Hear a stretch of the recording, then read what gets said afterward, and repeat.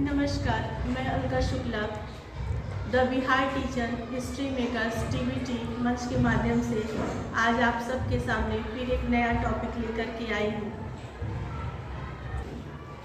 Hello बच्चों, good morning ma'am. Good morning. Asif, Chinki और मिंकी आए हैं। नंदू और छुटकी कहाँ है? मैं नंदू और छुटकी की मम्मी पापा खेतों में धान रोपने के काम में गए हैं, इसीलिए वो कुछ दिन तक नहीं आएंगे।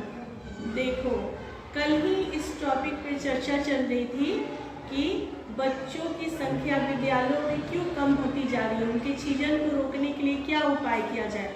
और आज ही पता चला कि नंदू और छुटकी नहीं आए क्योंकि उनके मम्मी पापा दोनों खेतों पे धान रोपने गए हैं। अब आज का वीडियो हम लोग रिकॉर्ड करेंगे और नंदू छुटकी का जो भी पढ़ाई होगी उसकी चर्चा तुम लोग छुटकी और नंदू को उसका होमवर्क कर देना। लेकिन फिर कहीं ना कहीं तो वो अधूरे रह जाएंगे कुछ दिनों तक। पढ़ाई में विघ्न जब आता है ना तो बच्चों का जो ध्यान होता है वो बट जाता है। ये बात उनके अभिभावक को भी समझानी होगी और उन्हें भी समझाना होगा कि क्या आप भविष्य में चाहते हैं कि आपके भी बच्चे आप ही की तरह खेतों में काम करें। एक बच्चा बनाना पड़ेगा। पिछली कक्षा में बच्चों आपने पढ़ा था ना कि बल क्या है, तो बताया थे कि बल दो वस्तुओं के बीच अंतःक्रिया का परिणाम है। आज हमें पढ़ना था कि बल के कितने प्रकार होते हैं। तो मान लो कि किसी भी वस्तु को अगर बल लगाना है तो उसके बीच में दो वस्तु का होना आवश्यक है।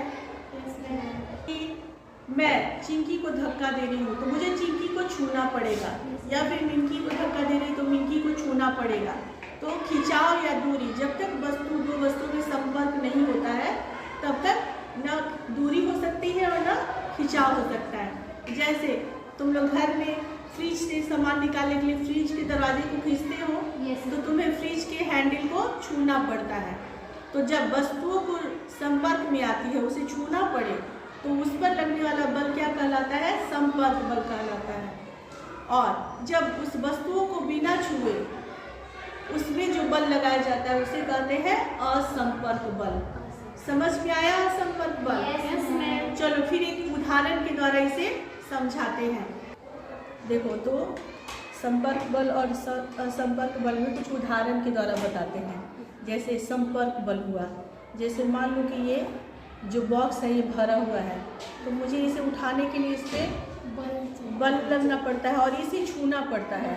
तो इसमें कौन सा बल लगेगा? यानी मेरे हाथ पे वजन को, भारी वजन उठाया तो मांसपेशियों की क्रिया के फलस्वरूप